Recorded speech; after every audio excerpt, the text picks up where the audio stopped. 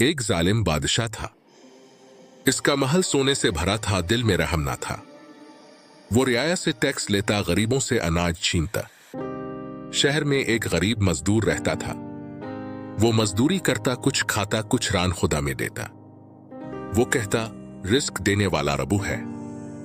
एक दिन कारिंदे टैक्स लेने आए। मजदूर ने कहा, मेरे पास 2 रोटियां थीं। बादशाह ने हुक्म दिया, इस गुस्ताख को कैद करो। मजदूर जेल में अल्लाह का जिक्र करता रहा। रात को इसने सजदे में कहा, ए मेरे परवरदिगार, तो ही मुहाफिज है। बादशाह ने ख्वाब देखा कि शेर इस पर हमला करता है। एक हस्ती कहती है, तूने जुल्म किया, अंजाम करीब है। बादशाह डर कर जागा। वो शिकार के लिए निकला, घोड़ा बिगड़ा, खाई में जा गिरा। जख्मी हालत में वही मर गया। लोगों ने मजदूर को आजाद कर दिया। इसने कहा, अल्लाह की लाठी बेआवाज है। जिस पर जुल्म हो वो सब्र करे, जिसके हाथ में ताकत हो अदल करे।